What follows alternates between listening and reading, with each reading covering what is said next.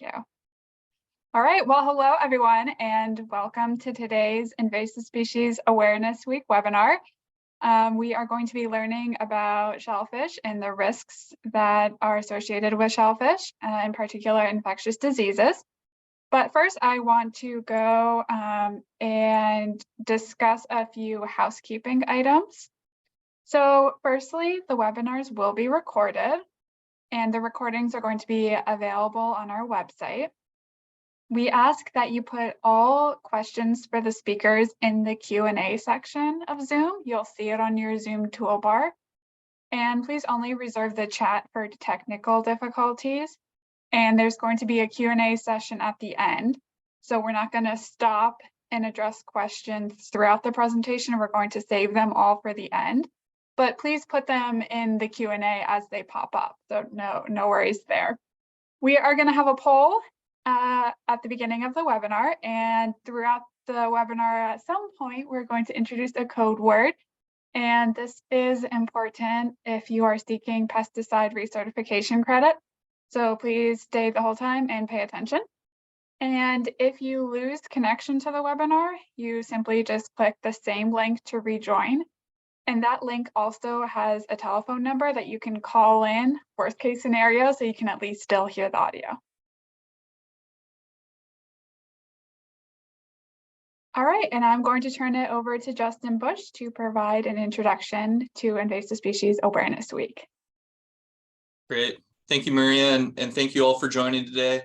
This is a very special week. Governor Jay Inslee proclaimed February 20th to the 26th as Invasive Species Awareness Week in Washington in solidarity with a national event. So there are events happening around the whole United States this week, raising awareness about invasive species and promoting things that we can do together to both prevent and then stop the proliferation of these species. Invasive species, whether on land or in water, harm our wildlife, our agricultural productivity, our economy, as well as our recreational opportunities. And some of the worst invasive species, thankfully, are not yet present in Washington. And there's things that we can all do that are relatively simple in our daily lives to protect the resources that we value and that mean so much to Washington.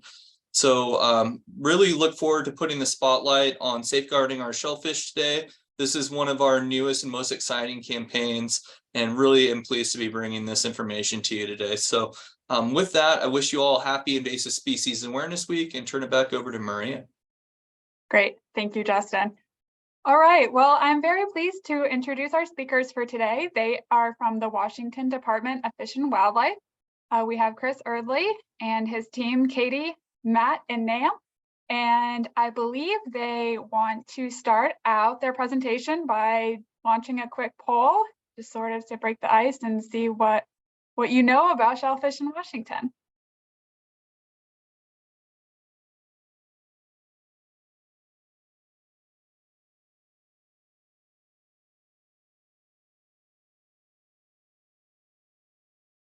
All right, the poll's been launched, so if you want to submit your answer.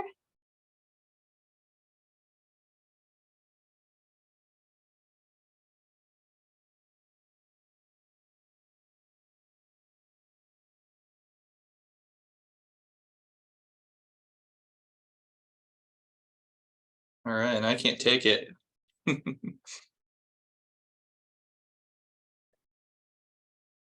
Did everyone get the right answer?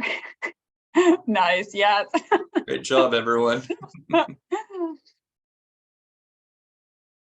right, thank you. All right, Chris, I'll turn it over to you and your team. All right, 100% response. I guess everybody already knows everything there is to know, so I don't even need to do this. Okay, hang on, I'm going to share my screen.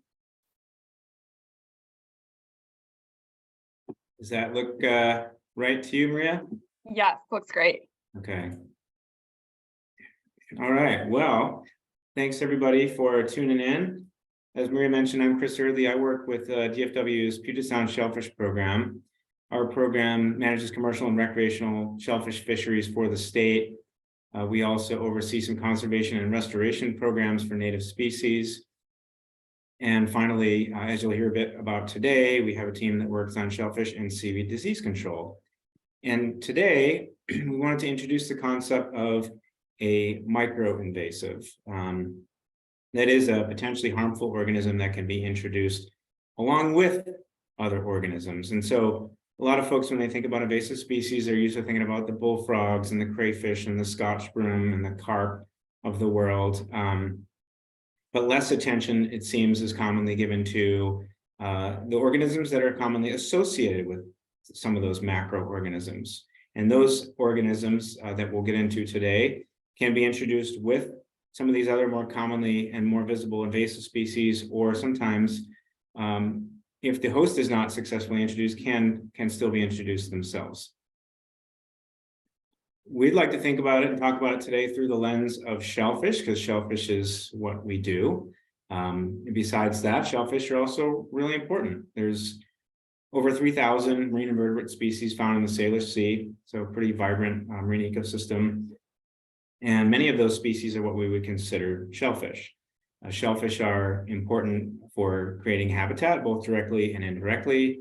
They're important prey items throughout their life history. They're eaten by a huge host of fish, mammals, birds, and many other organisms.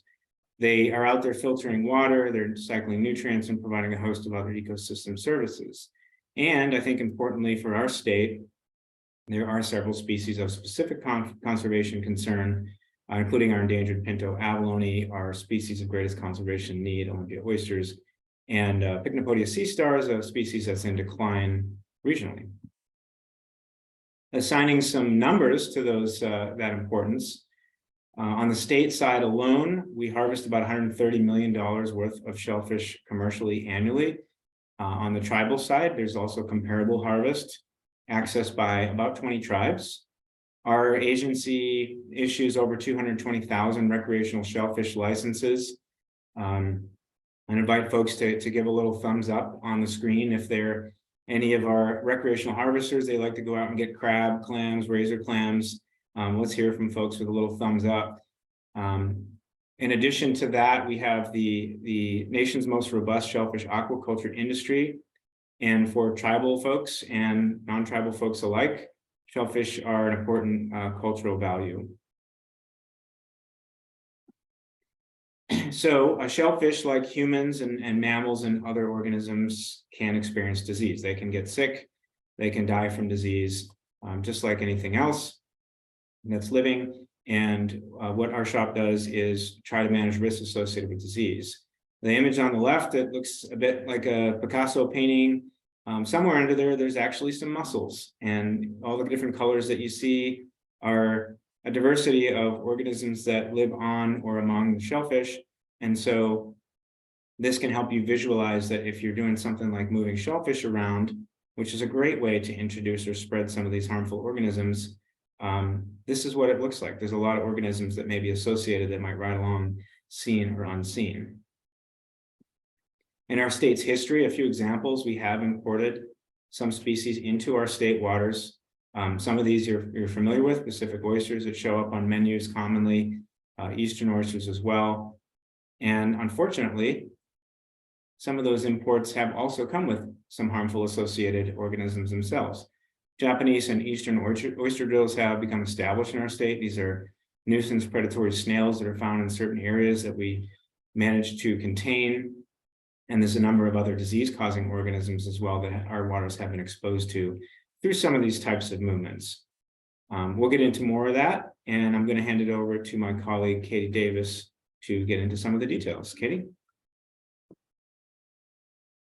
Thanks, Chris. Hi, everyone. I'm Katie Davis. I use she, her pronouns. And today I'm going to talk about some of the risks and impacts of these micro-invaders. And so usually when we're thinking about invasive pests and shellfish, we're thinking about large animals like the European green crab that you may have heard about already in Invasive Species Week, and may have seen some of these wanted posters around state waters. And also, like Chris mentioned, the invasive oyster drill. And these are, like he said, predatory snails that can be found in shellfish beds. You can see they're brightly colored, egg masses in the photo on the left. And these guys bore into oyster and other shellfish shells and basically slurp out the animal from the inside. So they're detrimental to shellfish, a nuisance to shellfish farmers, and they're actually limiting the recovery of native Olympia oysters in some areas. And so these guys are relatively big and have obvious impacts. In addition to harming and killing wild and cultivated shellfish, they can also outcompete native species like Dungeness crab in the case of European green crab, or native snails in the case of oyster drills. They can also change coastal habitats. For example, you may have seen some of this in the green crab talk about having a healthy ecosystem with lots of shellfish pictured here and crab and fishing opportunity. And then the invasive green crab comes in and wipes out habitat and biodiversity. And the big one that we want to talk about today that Chris mentioned is the potential spread of disease and micro-invaders that might be riding along on bigger invasive species or just also introduced by human activities. So when we think about micro-invaders, they're difficult to see because of their tiny size. And so it's easy to sort of neglect them in our activities.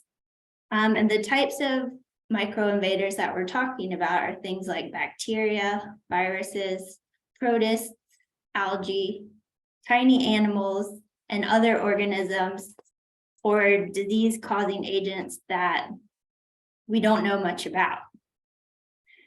And so when we're thinking about these types of microbes and shellfish, we think about things that make humans sick. So you may have seen these types of signs around beaches, and these would be things like toxic algae and harmful Vibrio bacteria that are present in shellfish in some areas of Washington state. They make people sick, but they're not necessarily causing harm to shellfish. And so this is kind of the typical way to think about microbes and shellfish. But today we want to focus on micro-invaders that harm the shellfish themselves. So these are parasites and diseases that aren't harmful to human beings. In other words, they're not zoonotic. And so I'll just run through a few examples like the ones that Chris mentioned of micro-invaders that have potential risks to Washington shellfish. Starting with microscopic animals, one example is a blister worm. And so these are less than a centimeter in size. You could potentially still see them with your naked eye. And they basically invade the shell of a healthy oyster. So you can see the healthy oyster shell on the left. And then they colonize the edges of the shell and bore into the shell and make these pockets that fill with mud and detritus. And so on the right, you have a heavily colonized oyster shell that is filled with mud and detritus that makes shellfish really unpleasant to eat and damages the organism itself.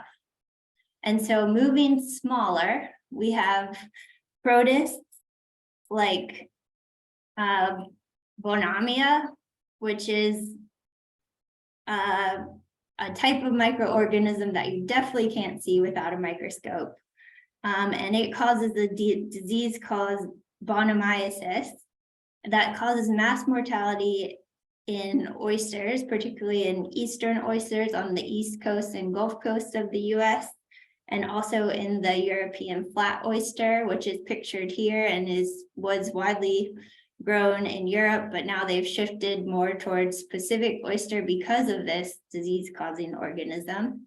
And so again, you have a healthy animal on the right and a infected animal on the left. And this micro-invader was likely introduced to Washington in the 1970s with shipments of infected European flat oysters. It's something that Washington shellfish producers are testing regularly to prevent its spread within our waters. And so getting even smaller, we have bacteria, like the intracellular bacteria that causes abalone withering syndrome. And this disease affects wild and farmed abalone from Mexico up to Sonoma County, California. And it causes this characteristic shrunken foot of the abalone, which you can see in the picture on the left. And it's not currently present in Washington state waters, but it has been found in animals that were brought into quarantine in Washington. And this disease is made more severe with warming water temperatures. So thinking about climate change, it's something that poses a major risk to abalone and Washington state waters, and in particular, our native pinto abalone, which is endangered, is particularly susceptible to this bacteria. So we're wanting to be very careful about preventing its introduction in the state. And finally, on the really small side, we have viruses, things like OSHV1, or the causative agent of Pacific oyster mortality syndrome, POMS, which was discovered in California in the early 2000s. And there's multiple strains of this virus that occur throughout the world with differing levels of severity. And they cause mass mortality in the larvae and juvenile oysters, which you can see pictured on the right, but they affect all life stages of oysters. And this is one of our biggest concerns at DFW that we're managing against, because it's widespread throughout the world, but it's not present in our Washington state shellfish currently. And then we have things like invasive algae that aren't necessarily microscopic, but they have microscopic life stages. So they can unknowingly be spread around with shellfish or other human activities. And they could also be carriers of pathogens that harm our native marine vegetation. And so on the left, we have a brown macroalgae called Undaria or wakame that was introduced around the world for kelp cultivation for aquaculture, but has quickly become invasive and is outcompeting native kelps in places like New Zealand. And then on the right, we have a local example of a red algae, Unfeltiopsis, which was likely introduced to Hood Canal with shellfish activities, and it can currently be overgrowing shellfish beds in Hood Canal. And finally, I'd like to mention this other category, which could be things like fungi and other diseases that are currently present in Washington state waters. And I just like to point out two that are not necessarily associated with things like shellfish aquaculture, but just as a reminder that there are things present that can be moved around the state with marine invertebrates, and we want to limit the risk of spreading disease. And so the first example is called bivalve transmissible cancer. It's a overgrowth of cancerous cells that affect native shellfish like cockles on the left and mussels on the right. And then another example is sea star wasting disease that's impacting many species, including the sunflower sea star. And we don't really know much about what's causing it, but it's having the effect of mass die-offs of sea stars throughout the West Coast. And so these are a few of the many types of micro-invaders and risks that keep our group up at night, but maybe is easy to forget about in your day-to-day life because these organisms are so small and we don't see them until they have large impacts. And maybe the exception to that is shellfish producers that are growing shellfish in hatcheries like the one pictured on the right. And they can have major die-offs.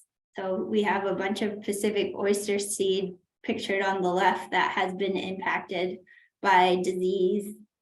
And so the hatchery is kind of this prime condition for these micro-invaders to take off. The environmental conditions are really kept controlled, consistent temperature, and there's a high abundance of their ideal host or habitat, these small shellfish. But these micro-invaders also impact our state outside of the shellfish industry. They can impact native shellfish beds, or here they can, with the case of the algae on the right, they can overgrow our beaches. And so just to recap, these micro-invaders aren't just killing or harming wild and cultivated shellfish. They can cause major economic losses. They can outcompete native microbes, which can actually be beneficial or less harmful than these introduced micro-invaders. Again, die-offs of shellfish can change coastal habitats and impact biodiversity. We can have limited recreational opportunities because of the impacts of these micro-invaders, and of course can disrupt cultural practices and food sources. And so again, these micro-invaders are super small. They're really hard to detect and manage until their devastating impacts are apparent. And shellfish producers are key players in the spread of micro-invaders, and that's who our group works most closely with to regulate the movement of commercial shellfish and to establish biosecurity guidelines for shellfish growers. But individuals and groups, even those who are trying to be good stewards of marine ecosystems, can also be responsible for unknowingly spreading micro-invaders. And so that's what my colleague Matt is going to talk to you about. Hello. Thanks, Katie, for that. And yeah, my name is Matt. I use he, him pronouns, and I'm a field biologist with this unit. And today I am going to be talking to you about how the public can help and some simple actions that you can take to safeguard our shellfish. So first, I'd like to zoom out on this photo of our robust Washington coastline, as well as this idea of power and influence. And so while, you know, agencies like Fish and Wildlife and others have this agency power to protect and manage natural resources, I just want to remind you that, you know, the public, with 4.2 million residents strong and 110 million visitors annually to Washington State, have a huge influence on the environment and can use that, you know, in different ways. And to drive that point home, you can see here, this is a photo of one day of razor clamming on the Washington coast. Razor clam is a very popular activity, as you can see, and it just demonstrates, you know, the impact that the public can have. But it also demonstrates this strong connection that Washington and visitors to Washington have with shellfish as shellfishers themselves. And so how can we together, you know, work to safeguard our shellfish? And so here are a few simple actions that you can take to safeguard our shellfish, and I'll get into each one of them individually. We'll start with the top, keeping market shells and market products out of the water. And so I start with this one because there is some mixed messaging around, you know, shells and their role that they play in the water. Shells do have ecological benefits in marine systems. They're great habitat, and they can also contribute to, you know, better water quality through their calcium carbonate structure and whatnot. However, once you introduce global seafood markets, Washington, like the rest of the United States and countries, are connected through global markets and import a lot of shellfish from all over the world. And like Katie and Chris, just talked about, that other places around the world have some of these diseases and risks that we don't want coming into our waters. And so some of those risks that come with, global seafood products are the viruses, those animals, the protists, and those bacterias. And even just one of these, like Katie mentioned, can have huge deleterious effects on our habitats. And so all of a sudden, when you weigh the benefits versus the risks definitely outweigh the benefits, which is why we recommend to keep market products and market shells out of our state waters. And so now I will talk about another action that you can take, which is why you should not import live shellfish without a permit. And so we would like to just stress heavily to not import live shellfish like crayfish for your, crawfish boils, because, that's a huge threat to not only shellfish, but other ecosystems that are, integrated and connected here in Washington. And we just want to reiterate this once again, because we now live in this day and age where you can easily import something into the state by buying it on Amazon. And so it definitely carries a lot of risk when you have that kind of connectability through, the US as well as other global markets. And then other threats to shellfish. This one's more on the back end, but it's the seafood discard. And so even though you're done with your shellfish and you've enjoyed it, and maybe it looks clean, like this green-lipped mussel on the right, that shell still could be hosting those micro-invaders. And so we, recommend and encourage to, keep that in the kitchen and not discard those products into the water, because they could potentially be carrying those micro-invaders that you can't see. And then down below, some of you may be familiar with refreshing shellfish for barbecues. So you go out to the market, you get your shellfish, and you want it to be as fresh as possible. And so you stick that shellfish in a bag and hang it off a dock or on your public beach for a couple minutes to get that fresh out of the water taste. However, when you do that, you're effectively the direct vector for, putting those products directly into the water, where they can then transmit whatever micro-invaders you don't see that could be in the shell or on the organism itself. And like I said, or like we've said before, those, invaders and viruses aren't harmful to you, but they are harmful to the shellfish communities that are on your beach or near your dock. And then finally, we recognize that, ceremonial releases are culturally important. Like you can see here on the left with the American lobster. However, those releases of any kind, whether it's, a native species or not, if it was a market product, those products can, be invaders to that area themselves, or they can be harboring, those little tiny microscopic organisms that you can't see, which can then potentially spread to the environment surrounding them.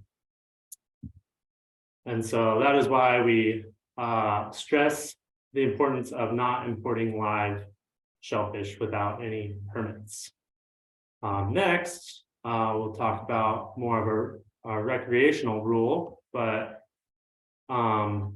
we at Washington Department of Fish and Wildlife require that when you go and harvest your oysters, to leave those shells on the same tideland and the tide height where they were taken. So you're shucking that oyster in place which, then leaving that shell on the tideland where you found it. And so that is effectively keeping that shell on the beach where, it's able to perform its role as a shell and benefiting the water surrounding it.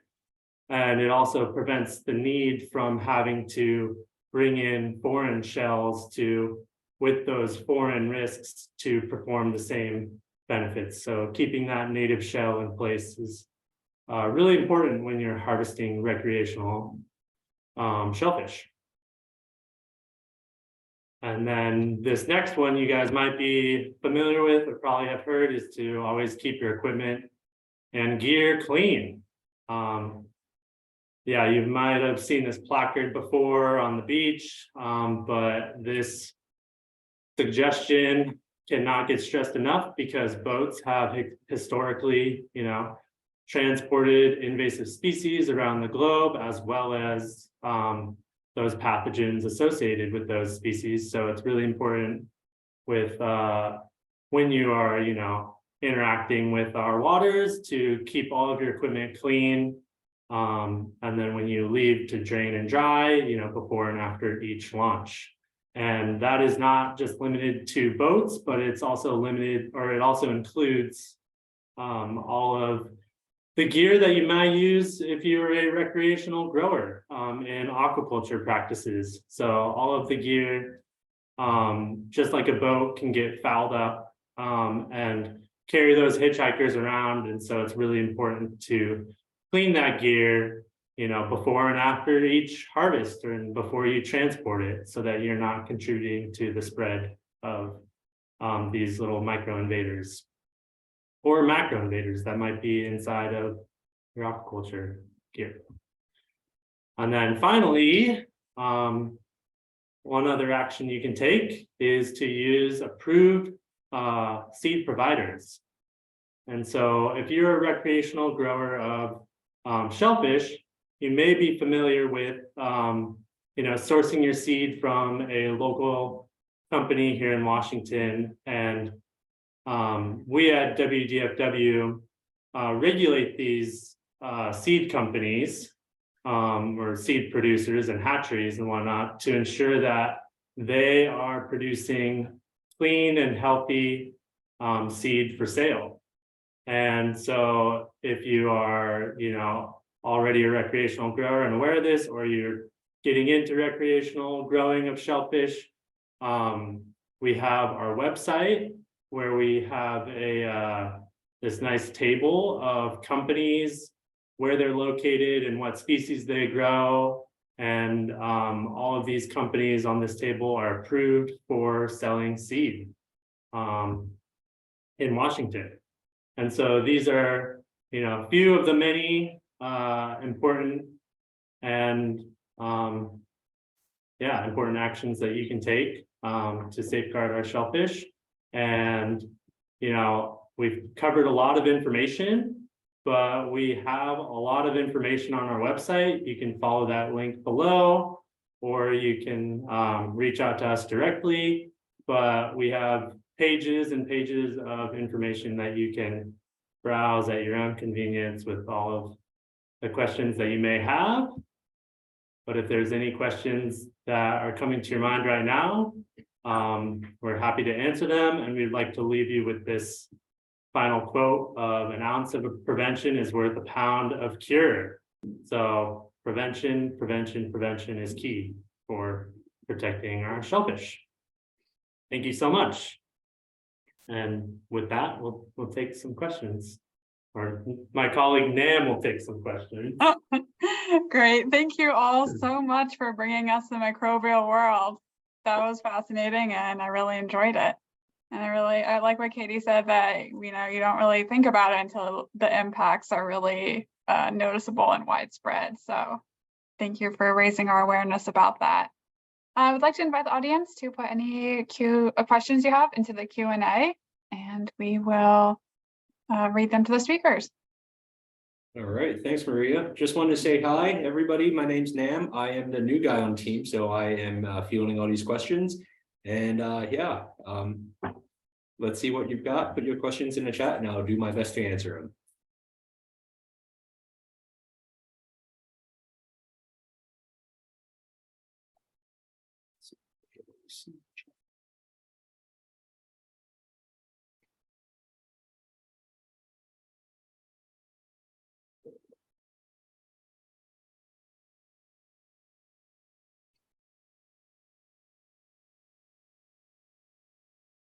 While we're waiting, I guess I'll throw one out. So out of all the different things that are on the horizon, what is potentially the most impactful, or what is most worrying to you?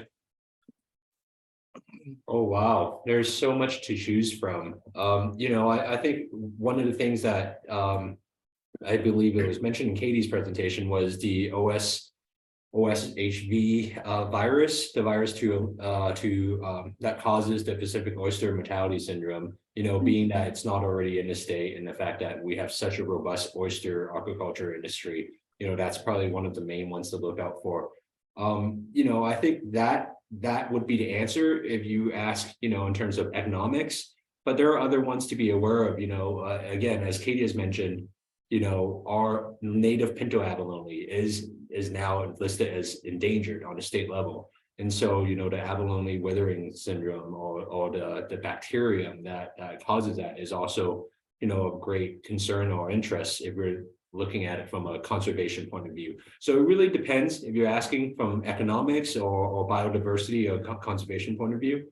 And I guess I'll also look at my team and see if there are any additional inputs to that. Yeah, Justin, I just add to that. I think Nam covered it really well. Those are two of the top two things that come to mind for me. The other one is anything that is OIE, the World Organization for Animal Health, listed pathogen for mollusks. They list 6, and of those 6, there are various European nations that possess or where 4 of them are present, plus OSHV1, which is not listed by OIE. And so, some of those European nations were recently approved to ship live molluscan shellfish to the United States, which is why we're really trying to drive home this message of not putting live shellfish from the market or the shells or any other products from shellfish into state waters. It's not just a recommendation, it's illegal to do. That's what we're most concerned about right now. An introduction of OSHV1, Bonamia, Vibrio tapetus, is a whole bunch of other ones that are present in some of these countries that are now approved by FDA to export into our country. And the eventuality or the possibility that some of these shellfish end up in state waters accidentally is a kind of a nightmare scenario. I was telling the team that I was out at a local beach here in Port Townsend just a couple of days ago on the weekend, and I intercepted a gentleman that was walking down to the water with a big bucket of oyster shells that were from somewhere else in Puget Sound that he was dumping into the water, thinking he was doing good for the marine environment, and use it as a gentle educational opportunity. And he was excited to learn something new. But that's just one example of what we're up against. And Matt mentioned there's 4.2 million people in the Puget Sound region, and that's a lot of individual decisions that we're trying to affect. So I was wondering, so I come from a plant pathology background, so there's always, emphasis on resistance. Has there been, this might be out of your knowledge range or out of your work, but I was wondering if you or anyone on the team has heard of any research, or is there any work being done on resistance and like some shellfish populations to some of these diseases? Great question, Maria. I think I'm might look to my team to see if they have heard of any of this disease resistance. I'd imagine, naturally something like that develops, but I'm not aware of any literature of it myself. Okay. there's substantial research going on globally in places like France, the United States, Australia, and other places, looking at breeding resistance to OSHV1. That's that kind of worst case scenario virus that Nam just talked about a moment ago and Katie introduced earlier. And with varying levels of success, I believe the French in particular have been pretty successful at being able to improve survivability of Pacific oysters to OSHV1. We're actually part of a project with Oregon State University and some other partners, the USDA, that are looking at doing the same thing here in the United States. And my understanding to OSAQ1 and a certain type of Vibrio as well. And I believe that there's been some success there. So yeah, there are projects underway looking at breeding for resistance. It's common in the aquaculture setting for other species and issues as well. White spot syndrome virus and in shrimp would be another example. But certainly there's a lot of money, a lot at stake, and a lot of interest in pursuing that question. Great, thank you. Interesting. Any other questions from the audience?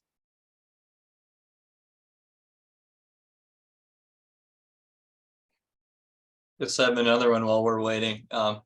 It's really interesting to hear about the global effort to address this issue. How does the Department of Fish and Wildlife engage in that? Are there different working groups, or how do you coordinate? It looks like you got great partnerships with industry. I'm just wondering how that's all organized. Another good question. I think I'm gonna also have Chris answer this one. Sure. Yeah, within state, you mentioned that we have excellent relationships with the shellfish aquaculture industry there. They care just as much about these issues as we do. They have a lot at stake. And the same is true in academia and with the public aquariums and some of the other groups that are moving things around. Outside our state, I would mention that we have really good relationships with our regional state regulators, and we have coordination with California, Hawaii, and Oregon, and some other West Coast states to pool resources and expertise and address problems together. There's been several really good examples of dealing with some complex problems in the past.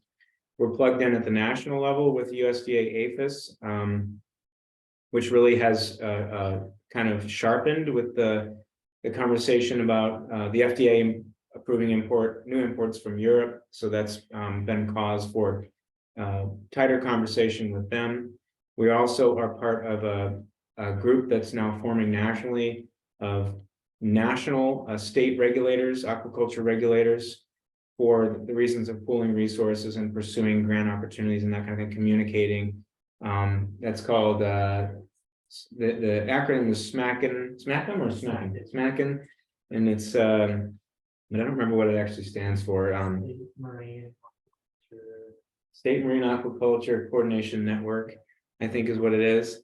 And then finally, our group is very active at local, regional, and national conferences, which is a great opportunity to connect with folks, as well as being part of a couple of different grant projects as well, working with groups in other states. So we're plugged in. One of our advisors, finally, I guess I should mention, on our advisory committee is part of a group that has international conversations regarding shellfish trade, and that's the Interstate Shellfish Sanitation Conference and Pacific Rim Shellfish Sanitation Association.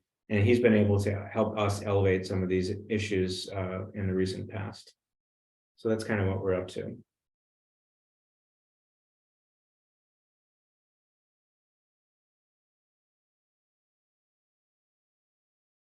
There's always more to do. All right. Let's see, no questions in the queue, and I keep thinking of your questions. In the meantime, I will share my screen here.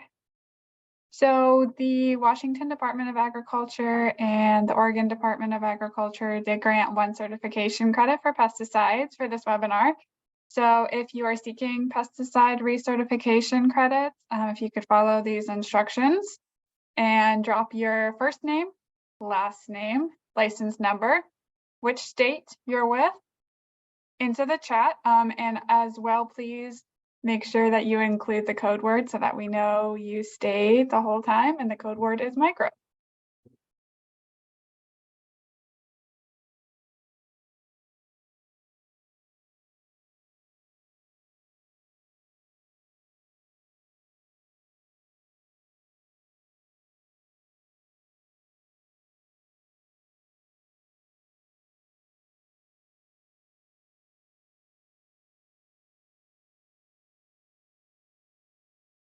Well, it looks like maybe no more questions, but Yeah, I guess, yeah, would doesn't look invite like it. folks please check out our website, and we have our contact information on there as well. If folks have questions or concerns, look us up and help spread the word about safeguarding our shellfish. Thank you, Chris. Thank you all for attending, and a special thank you to the Shellfish unit for your time. We really appreciate having you for Invasive Species Awareness Week, and this was an excellent webinar. So thank you so much. Thank you. Thank you all. Bye. Bye.